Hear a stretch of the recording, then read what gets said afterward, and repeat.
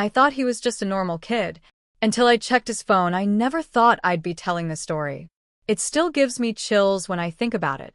You see, I've always believed that kids these days are just, normal. Glued to their phones, a little quiet, maybe even distant, but nothing out of the ordinary. That's exactly how I would have described him. A quiet, polite, mostly to himself kind of boy. Always with his headphones in, always scrolling, always texting someone.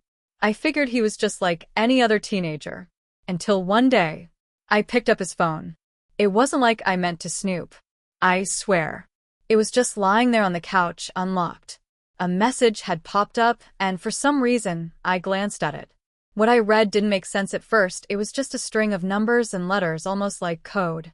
And the name of the person texting him, it wasn't even a real name. Just a symbol. I tried to shake it off, assuming it was just some online game thing. But something about it felt off. Curiosity got the best of me. I opened the phone.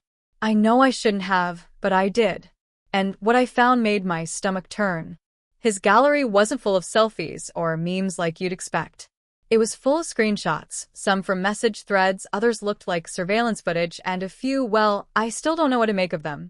Some photos were taken from our street, our house, our front door. At first, I thought maybe it was part of a prank. Maybe he was into some weird online mystery game. But then I found a video. And after watching just a few seconds of it, I realized this wasn't a game. And he wasn't just a normal kid. I didn't sleep that night. I kept thinking about that video. The way the figure just stood there, motionless, like they were waiting for something. Or someone. I started going over every interaction I'd had with him in the past few weeks, trying to remember anything that seemed strange. The more I thought about it, the more little things started to pop out. Like how he started locking his bedroom door when he never used to. Or how he would suddenly turn his phone face down if I walked into the room. I had brushed it off before, thinking it was just typical teen stuff. But now, every small moment felt like a clue I had missed. The next morning at breakfast, he was quiet. More than usual. He kept glancing at his phone like he was waiting for a message. I asked him if everything was okay, and he just nodded without looking up. His tone was flat. No smile, no expression. Just, yeah, I'm fine. I couldn't tell if he was lying or just tired, but something was off. I knew I couldn't confront him. Not yet. I didn't even know what I'd say. Hey, I went through your phone and found some weird surveillance footage of our house. That wouldn't exactly go over well. Later that day, I tried searching online for the symbol that had been used as the contact name. Just a simple circle with 3 vertical lines through it. I looked through forums, symbol databases, even Reddit threads. Nothing came up that made any sense. A few people mentioned it could be part of an obscure group chat app used for encrypted messaging, but none of the names matched what I saw. It was like the app didn't exist. I also found myself watching the street more closely. Cars passing by. People walking their dogs. I started to wonder if we were being watched. I know that sounds paranoid, but after seeing that footage, I couldn't shake the feeling. I even checked our front door camera, but oddly enough, the night of the video, there was nothing recorded. Just a gap in the footage between 3:10 and 3:20 a.m., like it had glitched or been erased. That night, I locked all the doors and double-checked the windows. And still, I couldn't relax. Because the more I tried to explain things away, the more it all pointed to one impossible truth. He wasn't just hiding something. He might be part of something. Something I didn't understand yet. The next few days were strange. He was still acting distant, but now I could tell it wasn't just teenage moodiness. It was like he was waiting for something. Watching. Listening. I started noticing patterns in his behavior. Every night around the same time, he'd step outside with his phone, sometimes just standing there in the dark, staring down the street. I asked him once what he was doing, and he just said, nothing. Just thinking. But there was a look in his eyes that didn't sit right with me. Focused, almost too aware, like he was scanning for something. I decided to dig a little deeper. But this time I didn't touch his phone. Instead, I checked the Wi-Fi history just to see what he'd been visiting. Most of it was harmless, music sites, random articles, a few video platforms. But one domain kept popping up. A strange site I'd never heard of, with a name that looked like gibberish. When I tried opening it, the page was blank. Completely black. No error message. Just nothing. I asked a tech-savvy friend about it, and he said it sounded like a hidden service, something only accessible through encrypted browsers. Why would a kid need to access something like that? Meanwhile, I couldn't ignore the notes I found on his phone. I copied a few down and started trying to make sense of them. Some were clearly observations about our house, the neighborhood, and even me. One entry mentioned the way I lock the door each night. Routine unchanged. Lights off by 11:15. Another one said, no sign of external breach. Internal suspicion rising. Internal suspicion. Was he talking about me? At the same time, I noticed something else. Our neighbor across the street had started acting differently too. Mr. Ray, the retired schoolteacher, usually waved every morning from his porch. But lately, he'd just sit there, no wave, no smile. Just staring. Once, I saw him scribbling something on a notepad and glancing toward our house. It made my skin crawl. Was I imagining things? Or was there something connecting all of this? Even at work, I found it hard to concentrate. Every sound, every message on my phone made me jump. I was constantly checking the security cameras. Still nothing unusual. And yet, everything felt wrong, like something was slowly closing in around us. And the worst part? He knew more than he was letting on. I could see it in the way he avoided eye contact, like he was protecting a secret that wasn't just his to keep. By the end of the week, I couldn't pretend anymore. The signs were everywhere, and they were getting louder, clearer. I felt it in the air, the strange heaviness that comes when something is about to happen. He barely spoke to me now. He spent hours in his room with the door locked, lights off, phone in hand. I started hearing low voices coming from his room late at night. Not loud, not shouting, just whispers. Like he was talking to someone. But every time I knocked, he'd fall silent. Just watching videos, he'd say. I didn't believe it anymore. One night, I woke up around 2:30 a.m. to use the bathroom. As I passed by the hallway window, something caught my eye, movement in the backyard. I stood still, heart pounding. There he was, standing in the grass barefoot, looking up at the sky. Phone in his hand. Not filming, not talking, just waiting. I watched him for a full minute. He didn't move. He didn't notice me. And then suddenly he turned his head, fast like he sensed something. Not toward me, toward the tree line at the edge of our property. I followed his gaze, but I didn't see anything. Still, I couldn't shake the feeling that he did. The next morning, I checked the backyard. There were footprints, not just his. A second pair, deeper, heavier, leading out of the trees and stopping just short of the house. No one had said anything. No one had broken in. And yet, someone had been out there, watching. I tried talking to him again. I sat him down, looked him in the eyes, and asked, "Is there something I should know? Something you're caught up in?" His face was calm, too calm. "You wouldn't believe me," he said. "Even if I told you." He stood up, like the conversation was over. I wanted to press him, shake him, scream at him to tell me what was going on. But I couldn't. Something in his voice told me that whatever this was, it was bigger than him. Or maybe it had taken him too far already. Later that day, while he was out, I went back into his room. I know I shouldn't have, but I had no choice. I found an old shoebox hidden in his closet, taped shut. Inside were printed screenshots, photos of people. Not just strangers. Some were of our neighbors. One was of me, taken from behind, while I was washing dishes.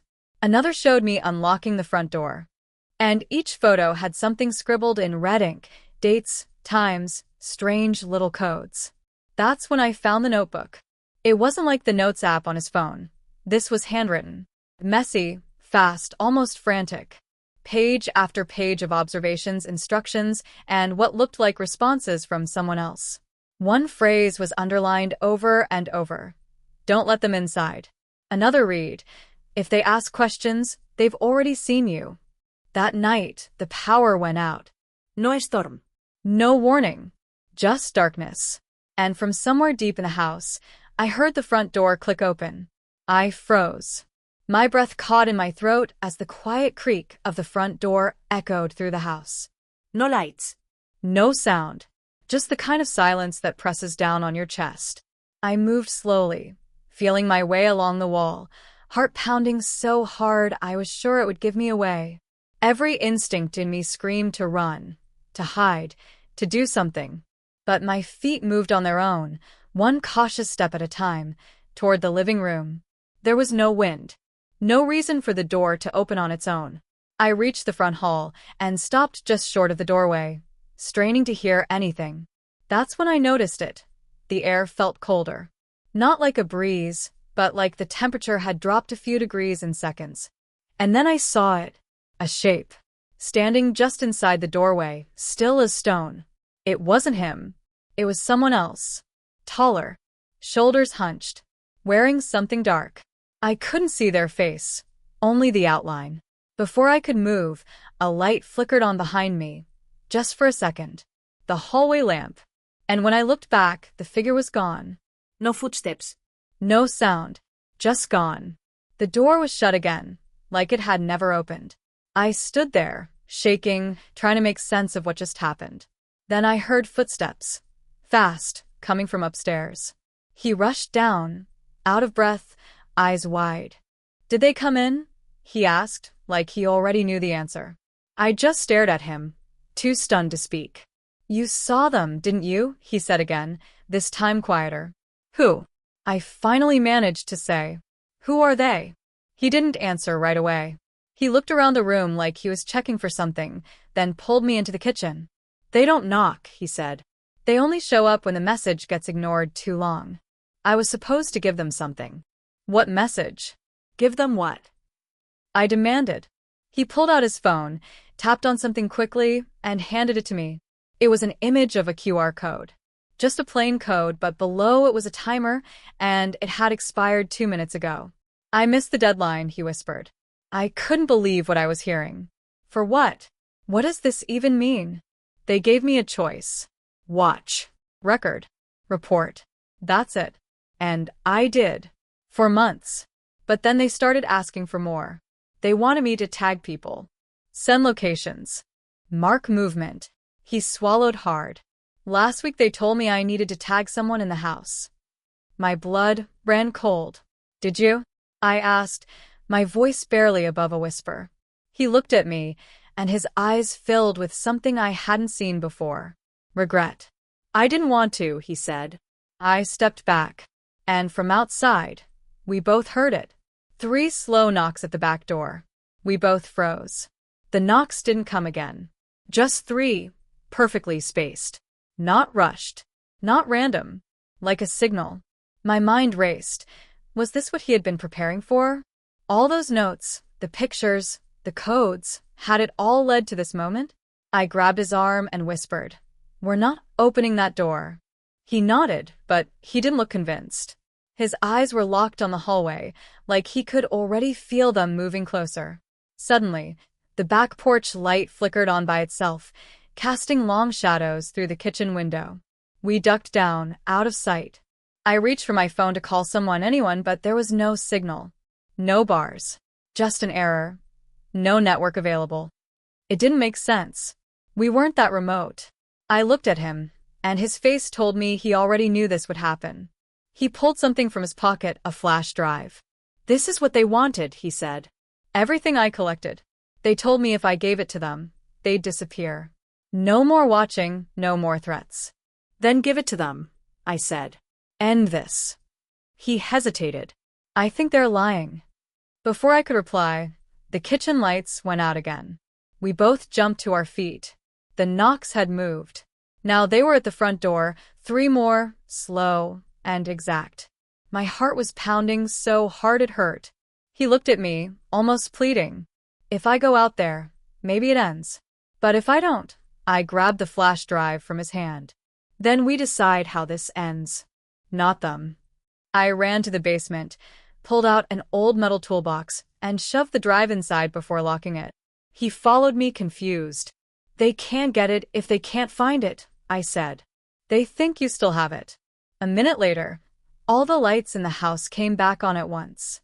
No one was at the door. No one in the backyard. The silence was back, heavy and thick. That night, nothing else happened. No more knocks. No figures. Just quiet. But the next morning, I found his phone on the kitchen table. The screen was cracked, and on it was a message I hadn't seen before. You made the wrong choice. We tagged someone else. I looked out the window. Mr. Ray was standing across the street, smiling, holding the flash drive. I stared at Mr. Ray through the window, unable to move. He stood there calmly, like nothing was unusual. The flash drive was in his hand, dangling loosely, like a message he didn't need to speak aloud. He didn't wave. He didn't look away. Just stood there, watching. And in that moment, I realized this had never been just about my son. This went deeper, wider. He wasn't the only one who had been involved. Maybe he had been chosen, or maybe he had just been a test run for something much bigger. I stepped back from the window, my mind spinning. When I turned around, my son was gone. His phone was still on the counter, but he had slipped out without a sound. I searched the house, called his name. Nothing. He had vanished just as quietly as the lights had come back the night before. No note. No sign of struggle. Just gone. The police didn't know what to make of it. I showed them everything. The notes, the flash drive box, now empty, the messages. But nothing came of it. They said it looked like a runaway case. No foul play. No leads.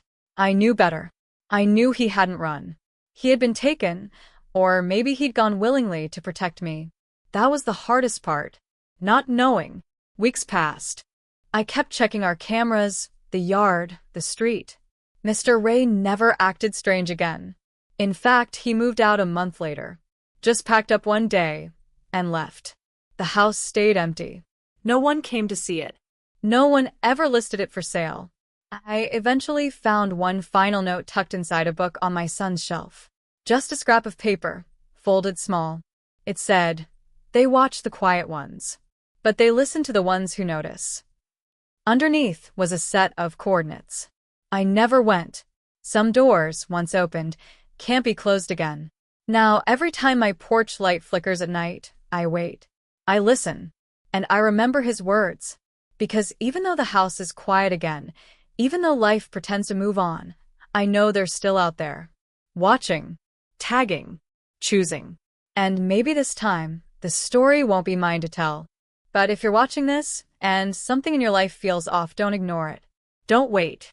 Because I thought he was just a normal kid. Until I checked his phone.